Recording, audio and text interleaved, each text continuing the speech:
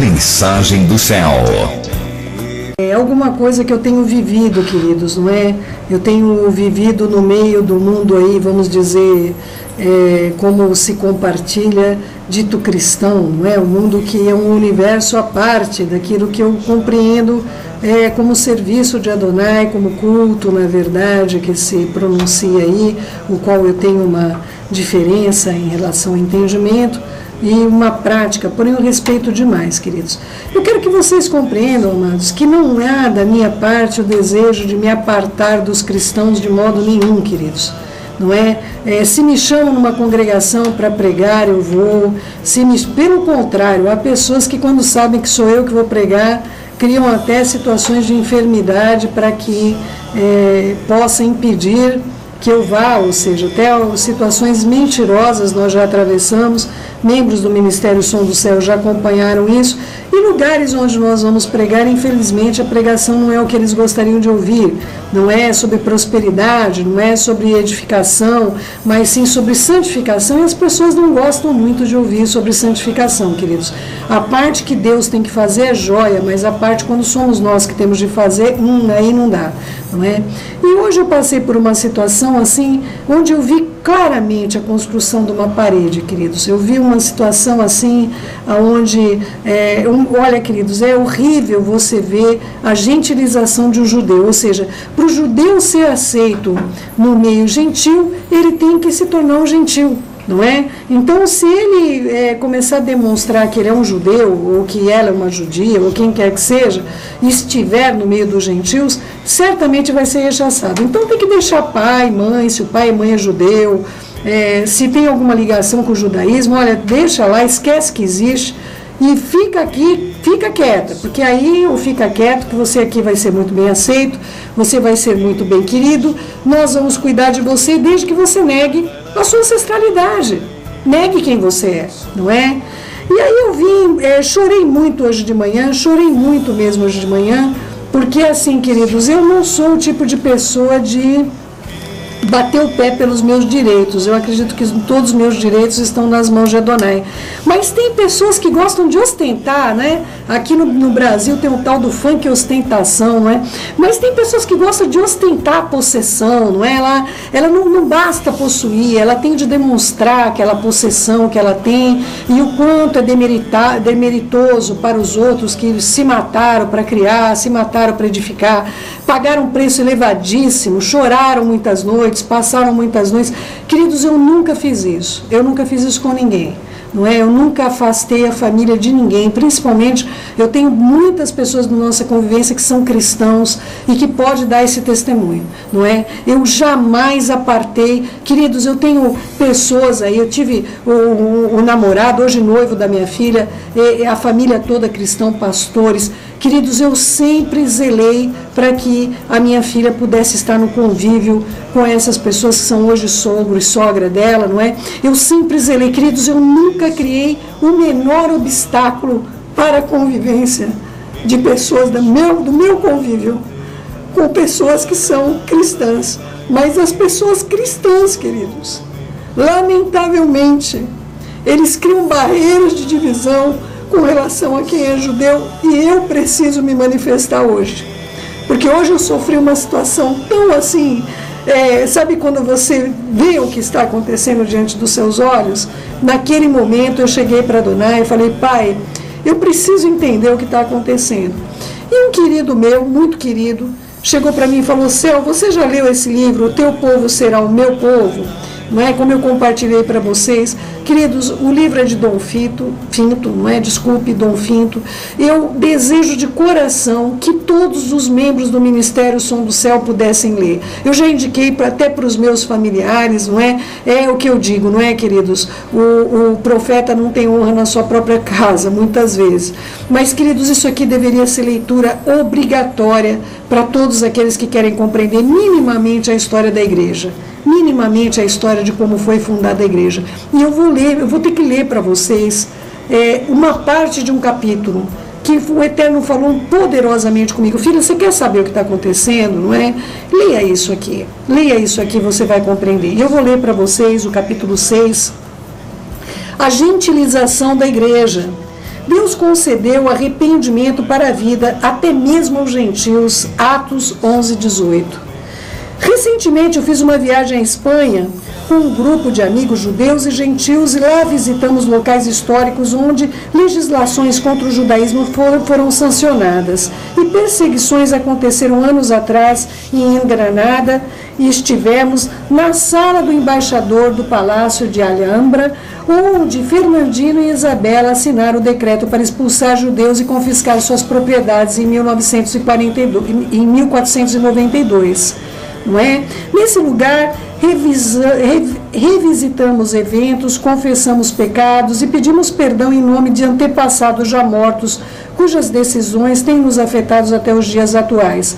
Essas experiências nos causaram emoções muito fortes, mas nada tinha nos preparado para o que viríamos em Toledo. Chegamos a uma rua bem antiga e vimos o mosteiro de São João del Reis. Penduradas nas paredes do antigo mosteiro, ainda estavam as correntes que o povo judeu tinha sido onde havia sido torturado e executado há 5 séculos. Uma lembrança amarga de um passado bem escuro. Esse lugar não estava abandonado, pois grãos de arroz tinham sido derramados no chão fora da catedral, onde o casamento havia sido realizado naquele mesmo dia. Por qual motivo aquelas correntes ainda estão lá penduradas? Por que não as tiraram de lá? Ficamos abatidos, mudos, envergonhados, estupefatos. Por essa razão abaixamos nossas cabeças e fomos embora. Com dores de aflição e vergonha, senti uma espécie de dormência no meu coração, como se não houvesse qualquer forma de expressar os sentimentos que tive quando pensei na realidade difícil de se viver naquela época. Havia um pequeno parque logo ali, viramos a esquina, e assim, consternados pelo que vimos, nos dirigimos a uma área desse parque. Uma de nossas mães judias sentou-se ao chão e começou a jogar pó sobre sua cabeça.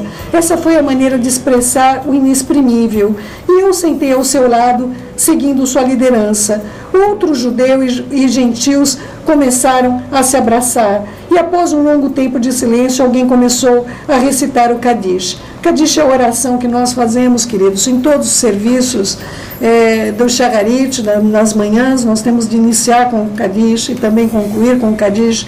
E é uma oração que nós fazemos quando lembramos dos nossos mortos, daqueles que se foram, para que nossos corpos, nós possamos seguir vivendo.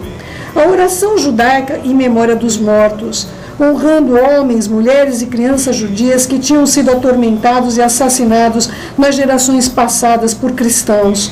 No 1º século, os judeus nos receberam como iguais em sua família, mas nós, o que fizemos? Os rejeitamos. Mas como que chegamos nessa situação? E, queridos, nós continuamos passando pela mesma situação. Shaul HaShaliach, apóstolo Paulo, disse aos gentios que tinha começado a ver sinais de perigo nos últimos dias de sua vida. Não se glorie contra esses ramos, ele avisou em Romanos. Se o fizer, saiba que não é você quem sustenta a raiz, mas é a raiz que sustenta você. Não se orgulhe. Romanos 11, 18 e 20. Mas como temos sido orgulhosos? Ninguém prestou atenção à admoestação que Paulo nos fez há quase 20 séculos. Quem matou o Mashiach? Quem matou o Messias? Na época de Orígenes, meado do século III, foi aceita uma convicção entre os cristãos de que a destruição de Jerusalém e a dispersão dos judeus foram justamente um castigo de Deus, mostrando ao mundo que ele havia rompido com seu povo. Eles nunca serão restaurados à sua antiga condição, pois cometeram um crime de maior profanação, visto que conspiraram contra o Salvador da humanidade. Orígenes escreveu isso em Hagué Celsius. E o que aconteceu com Romanos 11, 1 e 11? Deus rejeitou o seu povo?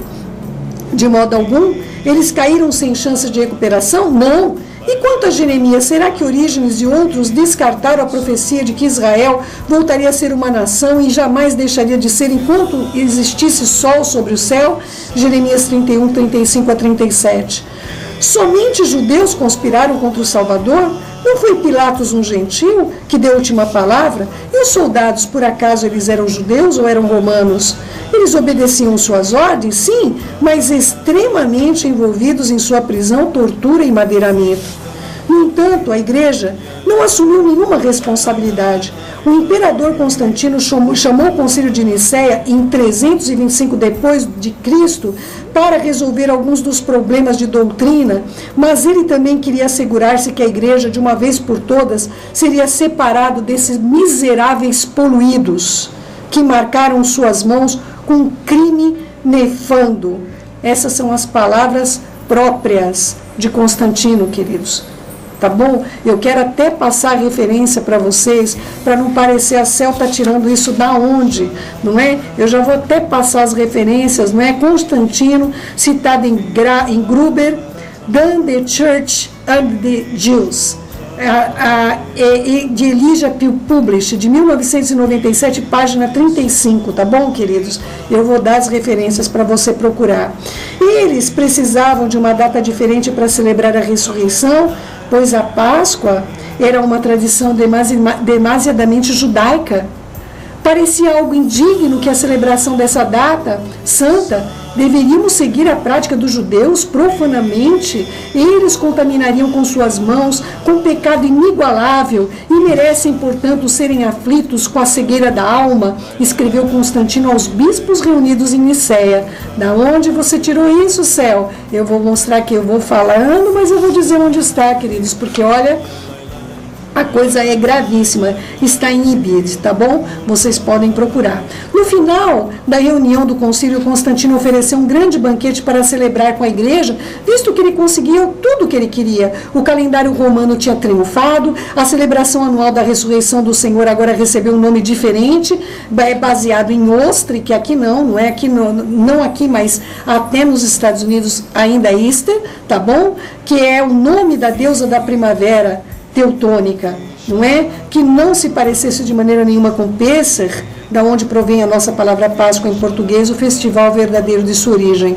O calendário de Deus para o Pêssar, para a Páscoa judaica, foi subjugado pela Igreja do Ocidente, deste ponto em diante. O profeta Daniel teve uma visão de 4 animais grandes e um rei que mudaria os tempos e a lei, Daniel 7:25. Com sua insistência de que a Igreja modificasse o calendário de Deus, Constantino prefigurou outro governante que está por vir, que é o Antimashiach. Assim, a Igreja afastou-se das suas raízes e dos seus pais espirituais judeus e do seu Salvador, que também é judeu.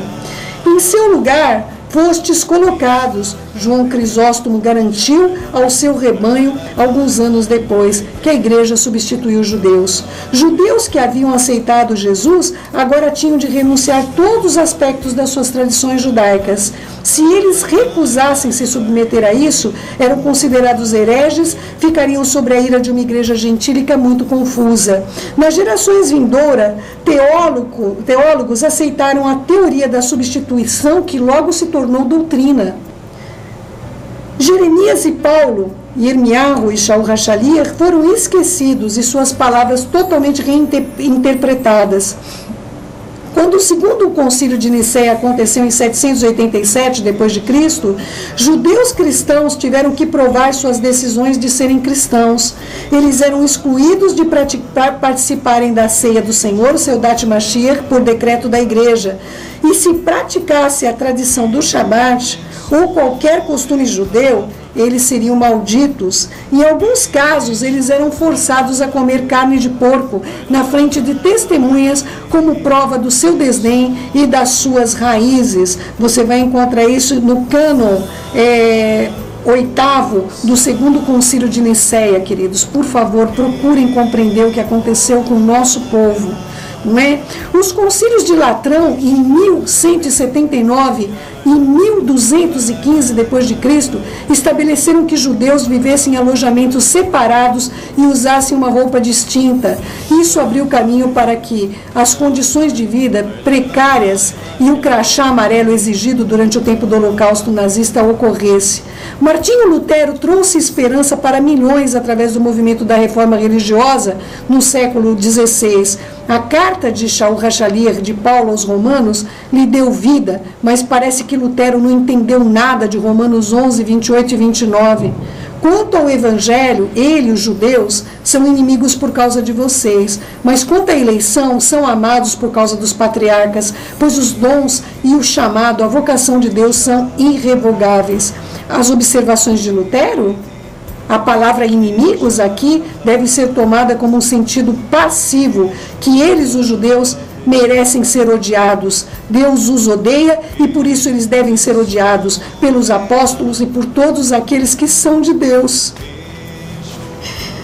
Isso está escrito em Martinho Lutero, comentário em inglês, né? Commentary on the Epistle to the Romans, comentário da Epístola de Romanos. A tradução é de J. Theodore Miller, não é? Então, queridos, é da Zodervan Publish House, de 1954. Eu vou ler de novo, queridos, as palavras de Lutero, tá bom? Preste atenção justamente o que Lutero disse, que é muito importante. A palavra inimigos aqui deve ser tomada em um sentido passivo, que eles, os judeus, merecem ser odiados. Deus os odeia e por isso eles devem ser odiados pelos apóstolos e por todos aqueles que são de Deus. Palavras de Martinho Lutero. Deus os odeia? É claro que não, pois Paulo afirma, são amados. Neste mesmo capítulo, Paulo diz que não são rejeitados. Eles não caíram sem chance de recuperação. Eles se levantarão novamente e será um tempo de grandes riquezas. Da mesma maneira que Lutero conseguiu reformar a igreja, ele prometeu a rejeição contra essa família escolhida de Deus. Anos mais tarde, Hitler não teve nenhum problema em achar uma justificativa para odiar e destruir os judeus. Inclusive, ele cita Lutero no seu livro Mein Kampf. Tá bom, meus queridos? Durante esses anos não havia nenhum lugar onde o judeu cristão pudesse se sentir seguro. Ou eles guardavam em silêncio sobre a sua fé e permaneciam na sinagoga local, assim negando ao seu Deus, ou eles declaravam sua fé, assim forçados a abandonar a sua comunidade judaica, entrando no estranho mundo dos gentios, o que os fazia perder toda a sua identidade como judeus. Penso agora nas pessoas que foram presas nessas correntes ao lado de São João de los Reis. Foram eles os judeus que tinham sido obrigados a serem leais ao rei invisível que não conheciam? Ou foram os judeus cristãos que recusaram renunciar às suas tradições? Posso fechar meus olhos e ainda vê-los, silenciosos, testemunhas de atos terríveis de uma igreja que havia caído. Quem matou o Messias? Os pecados de Adão e de todo o povo judeu estavam nos ombros do Messias quando morreu no madeiro. Nossos pecados estavam pregados lá também. Ele veio para redimir tanto o judeu quanto o gentil. Foram tanto os judeus quanto os gentios que o condenaram à morte. E o afastamento continua. Até mesmo em nosso século, a ideia de que a igreja substituiu Israel continua penetrando na nossa maneira de pensar, ao ponto que as Bíblias publicadas recentemente contêm capítulos e notas que continuam a apoiar ódio aos judeus. Um dicionário bíblico bem conhecido fez o seguinte comentário sobre Shaul. Eu não vou dizer qual é o comentário bíblico, mas se vocês comprarem o livro, vocês vão ver qual é o comentário. No final da leitura de Shaul, você pode se ler quanto ao fato de ser judeu. Paulo alegou que os judeus haviam adquirido essas promessas, pelas quais vieram a Abraão através da fé, não pela lei. Romanos 4,13. Porquanto os que são da fé são estes os verdadeiros filhos de Abraão. Gálatas 3,7. Cristãos e não judeus. Agora podemos alegar que somos descendentes do patriarca israelita, e a igreja é, na realidade, as 12 tribos dispersas que estão em Tiago 1. Esse excelente dicionário simplesmente interpretou as palavras de Shaul HaShaliach, apóstolo Paulo, de uma maneira errada, pois ele claramente declarou que os gentios não haviam substituído Israel de modo nenhum. De fato, Shaul HaShaliach, apóstolo Paulo, insistiu que é a fé e não a justificação própria do cumprimento da lei que salva. Contudo, em nenhum lugar ele falou, nem em Jacó e Tiago, chamando os gentios de 12 tribos dispersas. Até mesmo no nosso século, a ideia de que a igreja substituiu Israel ainda tem penetrado em nossa maneira de pensar, ao ponto das Bíblias publicadas recentemente conterem capítulos e notas que continuam a apoiar esse ódio antissemita contra os judeus. Queridos, eu posso dizer a vocês uma coisa: eu tenho um amor imenso pelos gentios. Não é meu. Não é meu. esse amor surgiu de Adonai. Ele me fez um chamado para estar entre os gentios. E eu ando entre gentios que amam os judeus. Eles amam os judeus. Eles amam o que o Eterno dedicou para o seu povo e ensinou ao seu povo. Eu quero lembrar novamente um texto de Lutero, não é? Uma palavra de Lutero que disse o seguinte: suas sinagogas devem ser queimadas, suas casas devem ser igualmente depredadas e destruídas, eles devem ser privados de seus livros de oração, que é o Sidur, e os seus Talmudes. Os seus rabinos devem ser proibidos de pregar com ameaças de morte.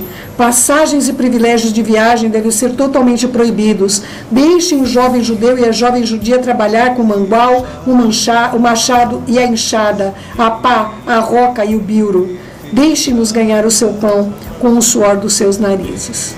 Queridos, eu vou dizer uma coisa para vocês. Se me chamarem para pregar numa congregação cristã, não é? Eu tenho o máximo respeito, queridos, não é? Até bem pouco tempo atrás, vocês sabem, quando eu terminava a minha oração aqui, por respeito aos cristãos, eu falava em nome de Jesus, mas o Eterno pediu a mim que eu valorizasse a verdade, não é? Então, amados, eu quero deixar muito claro para vocês, eu quero colocar de uma maneira bastante clara para vocês. Nós temos o desejo honesto e sincero de ensinar as pessoas o serviço de Adonai, de abrir mesmo aquilo que é fechadinho, queridos, não é? Que é completamente, pertence aos judeus os oráculos, pertence aos judeus as coisas sagradas. Isso jamais saiu das mãos dos judeus, como está nas Escrituras, não é? Então, meus amados, eu gostaria muito mesmo que nós pudéssemos parar de criar muros e começássemos a criar pontes. Queridos, o Mashiach volta para judeus e gentios juntos, unidos. É isso que o Eterno me disse. Ele volta para pessoas que vão aprender a amar o povo judeu. Não é? Dom Finto, ele é um gentio, queridos, mas ele tem um amor profundo pelos judeus. Ele, inclusive, congrega numa sinagoga judaico-messiânica. Ele sabe que ele não é judeu, mas ele ama as coisas de Adonai. Ele quis se tornar um servo de Adonai, e o Eterno usou um gentio para escrever esse livro. O teu povo será o meu povo. E eu gostaria de indicar, queridos, a todos os membros do Ministério Som do Céu, porque, queridos, se vocês querem ser rejeitados, é só vocês falarem que vocês estão andando com um judeu em qualquer congregação dessa terra. Infelizmente, lamentavelmente, o antissemitismo existe. Isso atinge até a mim de um modo muito pessoal, queridos, não é? Lugares que nós já estivemos, que meu marido esteve com kippá, ele foi assim, motivo de risos, de falta de respeito, não é? Por sermos quem somos, não é? Então, queridos, eu quero pedir em nome de Yeshua HaMashiach, você que é gentil e ama o povo judeu, que o Eterno te abençoe. Você que é judeu e tem se portado como um gentil, que o Eterno possa trazer você à realidade do seu chamado, meu querido e minha querida. Não é? Que você possa aprender a maneira de servir a Adonai, que você possa responder ao chamado que Ele tem no seu coração. Não é? Que você não se afaste do teu povo e que você não se afaste do teu Deus. Eu recomendo esse livro a todos os membros do Ministério Som do Céu, todos aqueles que querem verdadeiramente compreender. É um gentil que escreveu. Estou recomendando uma leitura de um gentil. Ele vai usar palavras cristãs. Não é fácil entender muitas vezes o que eu falo, porque eu uso muitas palavras hebraicas, mas ele procurou mesmo uma linguagem de fácil compreensão. Eu sei que vocês têm muita coisa para ler, eu sei que todos vocês têm muito trabalho para fazer, mas, queridos, essa literatura vai trazer uma revelação para você, uma revelação que poucas vezes eu pude ver com tanta clareza de como foi construído esse muro, não é? Esse muro absurdo entre os cristãos e os judeus. Que o Eterno possa realmente motivar a sua vida para compreender o quanto é importante que vivam unidos os irmãos. Eu conclamo você, em nome de Yeshua HaMashiach, que você possa compreender qual é a boa, perfeita e agradável vontade de Adonai. Tá bom?